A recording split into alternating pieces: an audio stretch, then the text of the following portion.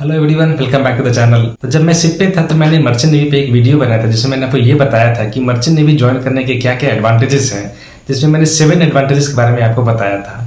तो ये मेरे तरफ से बहुत गलत हुआ कि अगर मैं किसी चीज़ के बारे में सारे एडवांटेज बता दूँ और उसका डिसएडवांटेज ना बताऊँ। तो अगर हम किसी भी चीज़ को कंपेयर करते हैं तो उसकी अच्छाई उसकी बुराई सब देखते हैं। तो और बहुत लोगों का ये कमेंट्स भी आ रहा था कि मैं एक मर्चेंट नेवी के डिसएडवांटेज के पे भी ऊपर वीडियो बना दूँ। तो चलिए आज वो वीडियो आ गया है और थोड़ा इंतज़ार करना पड़ा इसके लिए आपको, क्योंकि मैं जब शिप से घर पे आया हूँ तो बहुत बिजी था बहुत कामों में। उसके बाद जब मैं फ्री हो चुका हूँ तो अब कंटिन्यूस वीडियो आएगी। तो इस वीडियो में हम आपको बात करेंगे कि मर्चेंट नेवी ज्वाइन करने के क्या क्या डिसएडवांटेजेस हैं। तो मर्चेंट नेवी ज्वाइन करने का जो सबसे पहला और बड़ा डिसएडवांटेज जो लोगों को लगता है वो ये है कि हमें लंबे समय तक घर से बाहर आना पड़ता है, और ये सच भी है। ऑफिसर्स के लिए जो कॉन्ट्रैक्ट होता है वो 4 से 6 महीने का लंबा होता है और क्रू के लिए 8 से 10 महीने का लंबा कॉन्ट्रैक्ट होता है। बट जहाँ तक मेरा मानना है, मैं ये नहीं मानता हूँ कि मर्चेंट नेवी में घर से बाहर आना एक डिसएडवांटेज है, क्योंकि अगर किसी भी जॉब को देखा जाए तो उसमें हमें घर से बाहर आना है। और इनफैक्ट जब मैं अपने कॉलेज में पढ़ता था तो मैं 6 महीने का मेरा सेमेस्टर था तो मैं 6 महीने तक घर पे रहता था। मेरे मन अनुसार जो सबसे बड़ा डिसएडवांटेज ये है कि हम जब चाहें या किसी इमरजेंसी में चाहें तो घर पे वापस नहीं लौट सकते हैं, और वो है सबसे बड़ा डिसएडवांटेज जो कि इस फील्ड का है। बाकी किसी भी जॉब में देखिए, अगर हम बाहर किसी बेंगलोर या चेन्नई कहीं जगह काम करते हैं तो वहाँ पे हमें जब भी कोई घर पे इमरजेंसी आई या किसी कोई छुट्टी हुआ, कोई काम मिला, कुछ भी ये कॉल आया, हम तुरंत घर पे पहुँच सकते हैं। लेकिन मर्चेंट नेवी में ऐसा नहीं हो सकता है, क्योंकि हम तो एक बीच समंदर में होते हैं और वहाँ से घर पे तुरंत लौटना वो पॉसिबल नहीं है। अगर हम पोर्ट पे हैं, अगर किसी इमरजेंसी में घर आना हो या फिर कोई मेडिकल इमरजेंसी हो जाए जहाँ पे लाइफ का बात हो, तो उस केस में ऐसा कंपनी ऐसा कर सकती है कि आपको हेलीकॉप्टर से आपको वहाँ से पिकअप करके आपको घर पहुँचाया जा सके। बट वो बहुत रेयर केस में ऐसा होता है।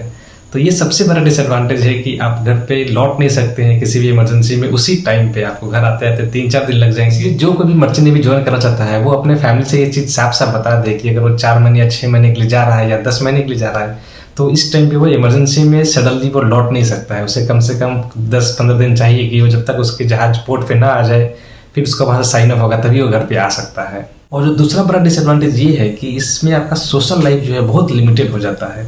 मेरे जहाज़ पे तो मुझे दिन के 400 में मिल जाते थे, और इस पर मैंने एक वीडियो भी बनाया है कि मुझे जहाज़ पे इंटरनेट फैसिलिटी कैसी मिलती है आप देख सकते हैं। लेकिन मैं ऐसे बहुत लोगों को जानता हूँ जिन्हें जहाज़ पे 1 महीने के 100 MB मिलते हैं, बस 100 MB। तो आप सोचिए वो कैसे मैनेज कर पाते होंगे। मैं तो आराम से अपने दोस्तों से, घर वालों से वीडियो कॉल तक कर लेता था डेली, लेकिन 1 महीने के 100 MB में क्या होगा। और जिनकी लव लाइफ होती है, जिनके गर्लफ्रेंड होते हैं, वो सोचिए वो कैसे मैनेज करते हैं अपने रिलेशनशिप। सिर्फ टेक्स्ट ही कर सकते हैं, तो उनकी रिलेशनशिप में भी प्रॉब्लम आ सकती है कि उनके गर्लफ्रेंड कंप्लेन कर सकते हैं कि वो टाइम नहीं देते हैं, वो बात नहीं कर सकते हैं। लेकिन अब बंदा कर भी तो क्या करे, अलग अलग कंपनी में अलग अलग फैसिलिटीज़ है। लेकिन अब जैसे जैसे समय बीतते जा रहा है वैसे वैसे टेक्नोलॉजी बढ़ती जा रही है, जहाज़ पे फैसिलिटीज़ आ रही है। लेकिन ऐसे भी अभी भी बहुत कंपनीज है जिनके यहाँ इंटरनेट फैसिलिटीज़ बहुत कम है, और आपको मिलती भी तो बहुत कॉस्टली होता है। 1 महीने के 100 MB जो आपके वो फ्री ऑफ कॉस्ट मिल रहे हैं। अगर आपको और एक्स्ट्रा चाहिए नेट तो आपको 100 MB के $20 से $25 देने पड़ जाएंगे। तो इतना महंगा होता है इंटरनेट फैसिलिटीज़। तीसरा प्रॉब्लम है नो सैलरी इन वेकेशन। जब आप छुट्टी पे आते हैं घर पे तो आपको उस टाइम आपको सैलरी नहीं मिलेगी। लेकिन ऐसे अभी भी कंपनीज है, जैसे कि मैंने बताया था 2 तरह की कंपनी होती है। एक ऐसी कंपनी होती है जो कि आपको हर महीने पैसे देती है, आपको छुट्टी में भी देती है। ऐसे लगभग 5 से 10% ही दुनिया में ऐसी कंपनी होती है जो सालों भर पैसे देती है।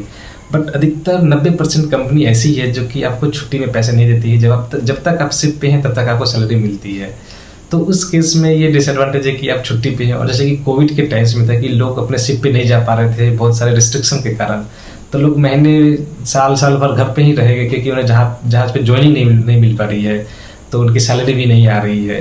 तो एक डिसएडवांटेज इसमें ये रहता है कि आपको जब तक आप छुट्टी पे हैं तो आपको सैलरी नहीं मिलेगी।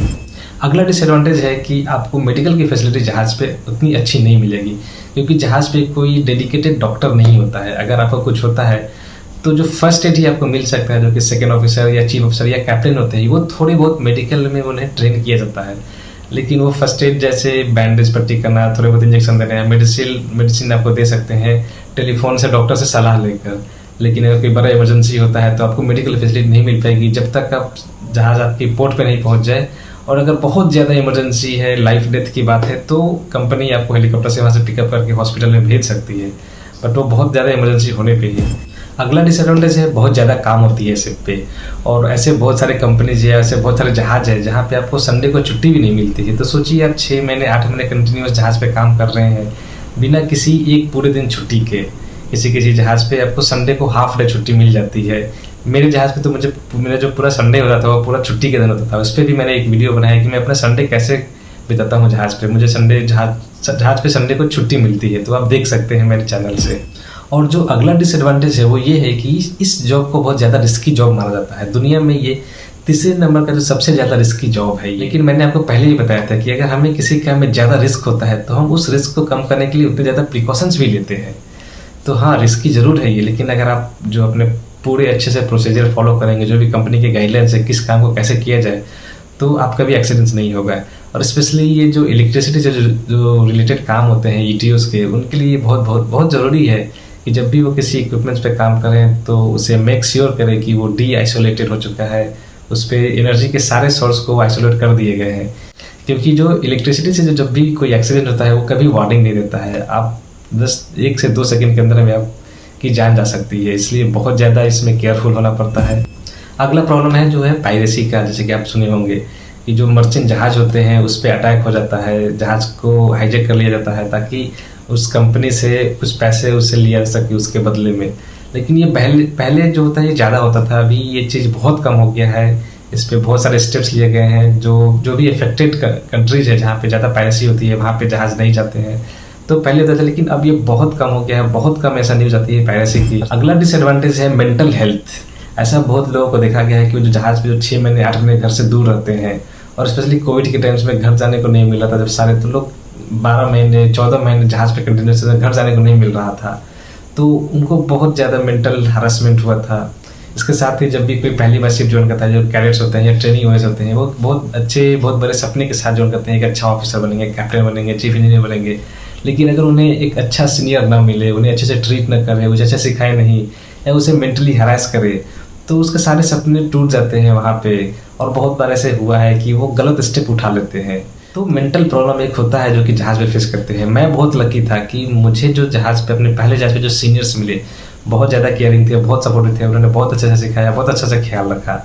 लेकिन सारे लोग इतने लकी नहीं होते हैं। अगला प्रॉब्लम है जो होता है वो खाने का होता है कि अगर कोई लोग वेजिटेरियन है और ऐसे मान लीजिए कि वो एक ऐसे जहाज़ पे चले जाए जिसपे जो वहाँ के क्रू हैं, वहाँ के वो सारे फॉरेनर्स होते हैं, अगर मिक्स क्रू है उनका, और उनका जो चीफ कुक है वो भी अगर फॉरेन का निकल जाए, तो स्पेशली इस केस में वेजिटेरियन वालों को प्रॉब्लम हो जाती है। लेकिन ऐसा नहीं है, मेरे भी जो कुछ दोस्त हैं वो वेजिटेरियन हैं, तो उनको खाना बहुत पसंद है, उनके लिए अच्छा खाना बनता है। लेकिन ऐसा कभी कभी हो सकता है कि कुछ लोगों को खाने की प्रॉब्लम हो। तो मैंने आपको मर्चेंट नेवी की इतने सारे डिसएडवांटेज बता दिए, लेकिन मेरा मकसद आपको डराना या डिमोटिवेट करना बिल्कुल नहीं है। मैं आपको एक्चुअली मर्चेंट नेवी का फैक्ट्स बताना चाहता हूँ। एडवांटेज के साथ साथ डिसएडवांटेज क्या है वो भी आपको जानना बहुत ज़रूरी है मर्चेंट नेवी में ज्वाइन करने से पहले।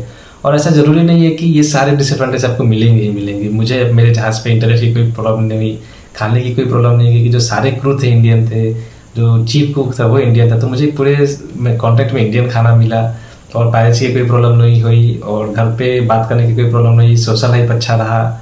और जो सेफ्टी के बारे में तो बहुत स्ट्रिक्ट है कंपनी, तो सेफ्टी की कोई प्रॉब्लम नहीं हुई।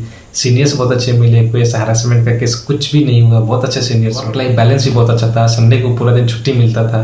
तो ये सारी चीज़ें किसी कंपनी में कोई इशू आपको मिल सकता है। अगर आप बहुत ज़्यादा अनलकी होंगे तो ये सारे डिसएडवांटेज आपको एक ही जहाज़ से मिल जाएंगे, तो फिर उसमें कुछ कर नहीं सकते हैं। इसलिए मैं आपको बोलता हूँ कि जब भी आप मर्चेंट नेवी ज्वाइन करें तो एक अच्छे सही तरीके से ज्वाइन करें, अच्छे कॉलेज से कोर्स करें, अपना अच्छी कंपनी में प्लेसमेंट में ज्वाइन करें, ताकि आपकी लाइफ थोड़ी अच्छी हो। इसमें आप मर्चेंट नेवी ज्वाइन करने से पहले इसके जितने भी एडवांटेज है, जितने भी डिसएडवांटेज है, आप उसको कंपेयर करें। आप देखें कि क्या आप जो 6 से 8 महीने घर से दूर रहना होता है, क्या आप वो क्या आपके लिए कंपैटिबल है कि नहीं है। आपको छुट्टी में सैलरी नहीं मिलेगी तो क्या आप वो मैनेज कर सकते हैं कि कर सकते हैं। इंटरनेट इतनी कम मिलेगी तो क्या आप उसे अपने जो सोशल लाइफ है क्या उसे आप बैलेंस रख सकते हैं कि नहीं रखते हैं। तो आप हर चीज़ को, हर पहलू को अपने लाइफ से कंपेयर करें कि वो आपके लिए कंपैटिबल है कि नहीं है, और तब जाके एक फाइनल डिसीजन लें कि क्या आप इस फील्ड के लिए कंपैटिबल है कि नहीं है, क्या ये मर्चेंट नेवी का जो फील्ड है आपके लिए है या नहीं है। तब आपके लिए जो डिसीजन है वो आसान हो जाएगी। तो आई होप कि मैंने आपके बहुत सारे डाउट्स को क्लियर किए होंगे, आपको मर्चेंट नेवी की रियलिटी से आपको रूबरू कराया। तो अगर आपको वीडियो अच्छा लगा, आपको कुछ इन्फॉर्मेशन मिले, तो इस चैनल को जरूर सब्सक्राइब करें, वीडियो को लाइक करें, शेयर करें। और मैं आपसे मिलता हूँ अपने अगले वीडियो में और भी बहुत सारी इन्फॉर्मेशन के साथ। अभी घर पे आया हूँ तो बहुत टाइम है मेरे पास, इस पर मैं वीडियो बहुत सारे बना सकता हूँ। लेकिन जो प्रॉब्लम है, जो लोग मुझे बता रहे थे चैनल्स पे कि कमेंट में कि उन्हें वो हिंदी समझ में नहीं आती है तो मैं इसमें सबटाइटल ऐड करूँ। तो मैं घर पे आ गया हूँ तो मुझे इसकी टाइम है कि मैं सबटाइटल ऐड करूँगा। तो आगे से जो भी वीडियोज़ आएंगे उस पर मेरा सबटाइटल आपको मिल जाएगा। तो आप हिंदी जानते हैं या नहीं जानते हैं, आप इस वीडियो को देख के अपने लाइफ के डिसीजंस ले सकते हैं कि मर्चेंट नेवी ज्वाइन करना है या नहीं करना है। तो चलिए मैं आपसे मिलता हूँ अपने अगले वीडियो में कुछ और भी अच्छे मर्चेंट नेवी के इन्फॉर्मेशन के साथ। तब तक के लिए जय हिंद, जय भारत।